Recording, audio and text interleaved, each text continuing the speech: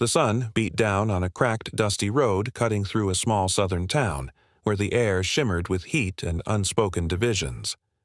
Malik, a 16-year-old black teenager, trudged along, his worn sneakers scuffing the gravel, his eyes sharp but weary from a world that seemed to judge him at every turn. His backpack, heavy with library books, slumped against his shoulders, a silent testament to dreams he kept hidden. Ahead, a sleek black SUV sat stranded, its polished surface out of place against the faded landscape. A man in a crisp suit paced beside it, his frustration palpable as he stared at a flat tire. Malik slowed, his instincts screaming to keep walking. People like this man, wealthy and white, rarely welcomed someone like him. Yet something stirred within him, a quiet rebellion against the weight of suspicion he'd carried his whole life. He approached, heart pounding, and offered to help. The man, Richard, looked up, his eyes narrowing with a mix of surprise and doubt. Malik's hands moved to the tire, steady despite the stranger's gaze. In that moment, on that desolate road, two worlds collided, one bound by struggle, the other by privilege. Neither could know that this simple act of kindness, born from defiance and courage, would ignite a journey that would challenge everything they believed about trust, prejudice, and redemption. What could one flat tire unleash in a world so quick to divide?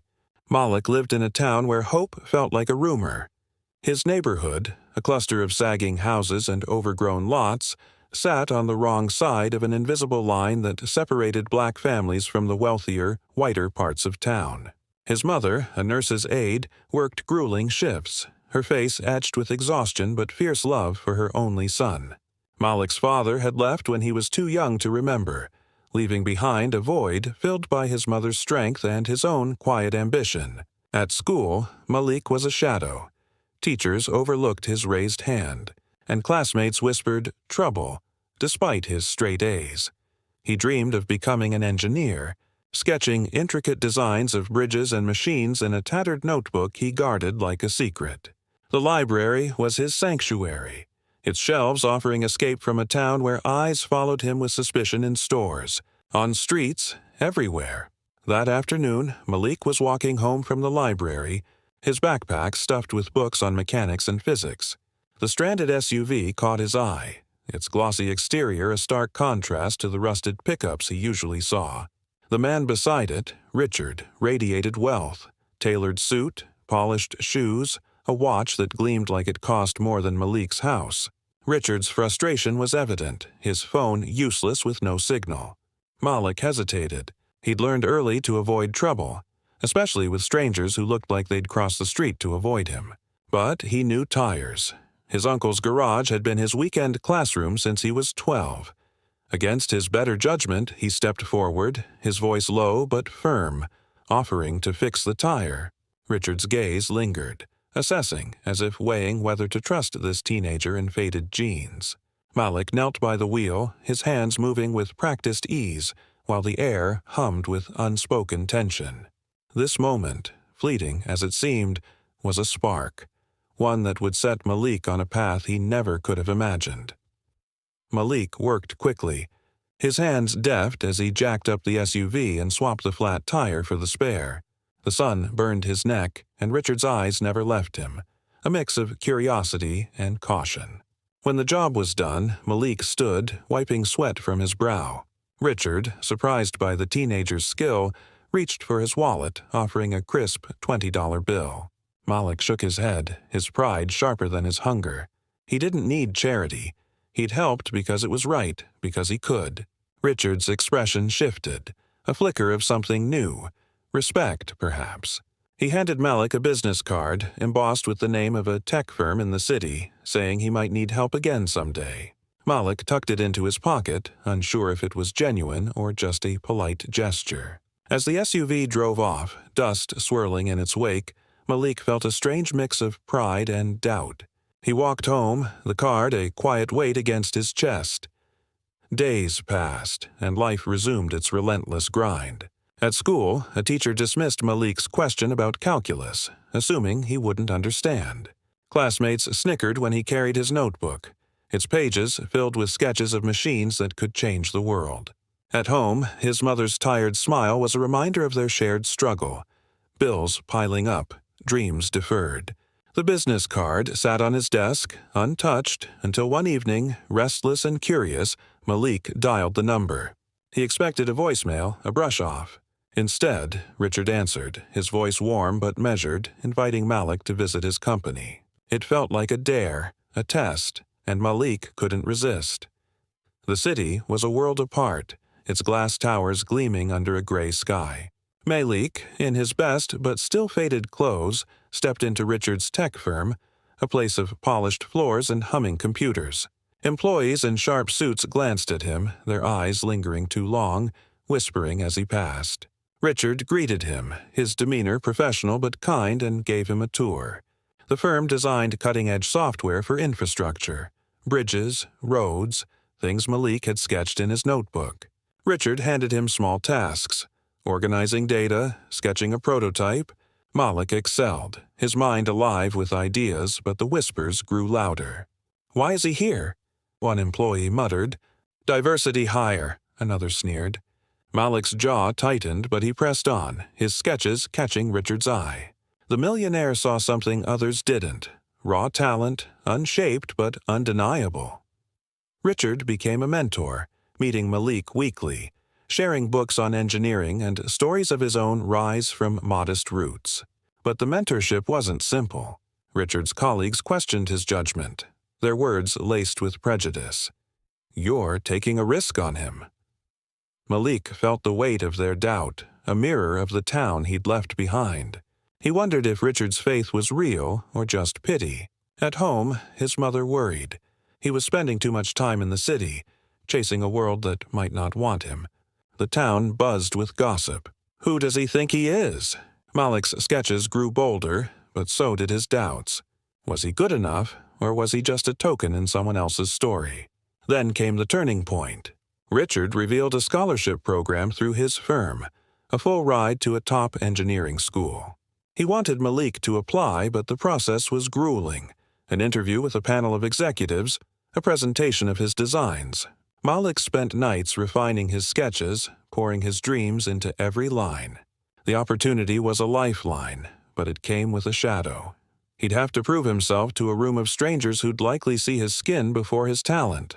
The tension built as the interview loomed, each day a battle against self-doubt and the world's low expectations. Malik's resolve hardened. He'd show them who he was, not who they assumed him to be. The interview room was a fortress of glass and steel, its long table flanked by executives in crisp suits. Malik stood at the front, his sketches spread before him, his heart pounding like a drum. The panel's eyes were sharp, their questions sharper. They grilled him on his designs, his math, his vision. But beneath the technical queries lay something else, a current of skepticism. One executive, a gray-haired man with a tight smile, leaned forward, his words cutting. "You're from where, exactly? How did you even get here?" The room stilled, the question a thinly veiled jab at Malik's background, his race. His hands clenched, the weight of every stereotype he'd ever faced crashing down. He could feel Richard's gaze from the back, steady but unreadable. Malik wanted to run, to retreat to the safety of invisibility. Instead, he took a breath, his voice low but unwavering. He spoke of his sketches, bridges that could withstand storms, machines that could save lives. But he didn't stop there. He spoke of his town, where doors were closed before he could knock. He spoke of his mother, who worked herself to the bone for him. He spoke of the library, where he'd taught himself what schools wouldn't. His words were raw, unpolished, but they carried a fire that silenced the room. The executives shifted, some uncomfortable, others captivated. The gray-haired man's smile faltered. Richard stepped forward, his voice quiet but firm, revealing he'd staked his reputation on Malik's potential. He'd seen what they hadn't, a mind that could build the future if only given a chance. The panel deliberated, their faces unreadable, but Malik stood tall, his sketches a testament to his worth. As he left the room, the weight of the moment lingered. He'd faced a system built to doubt him and refused to break. Days later, the letter arrived. Malik tore it open, his mother at his side, and read the words that changed everything. He'd won the scholarship. His mother's tears fell freely, her hands trembling as she pulled him close. The news spread through the town, a ripple in a place unaccustomed to good fortune. Some neighbors beamed with pride, others whispered their doubts. Success like this didn't belong to someone like Malik, they said. But he didn't care. The scholarship was a key, unlocking a door to a world he'd only dreamed of. Malik moved to the city, his notebook now a constant companion. The university campus was a sprawl of green lawns and towering buildings, a far cry from his town's cracked streets. His classes were rigorous, his professors demanding, but Malik thrived. His sketches evolved, blending creativity with precision, earning nods from instructors and envy from peers. Yet the challenges didn't vanish. Some classmates stared, assuming he was there on charity, not merit. A professor once questioned his math, only to be proven wrong by Malik's flawless work. Each slight was a reminder of the world he'd come from, but also fuel for his fire.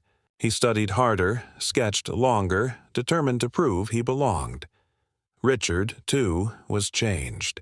Mentoring Malik forced him to confront his own privilege, the ease with which he'd navigated a world that resisted Malik at every turn. He began advocating for diversity at his firm, pushing against the resistance of his peers. Their unlikely bond grew. Richard saw in Malik the drive he'd once had, and Malik saw in Richard a belief that defied the world's cynicism. They met occasionally, sharing coffee and ideas, two men bridging a divide that had once seemed impossible. Years passed, and Malik's designs began to take shape in the real world. A bridge project here, a community center there. His work carried the weight of his journey, each structure a testament to resilience. Back in his town, his success sparked quiet change. Young kids, black and brown, started carrying notebooks, dreaming bigger. His mother, now retired, smiled with a pride that needed no words. The story closed with Malik on campus, sketching under a tree as the sun dipped low. His face, once heavy with doubt, now carried hope, tempered by the scars of his fight.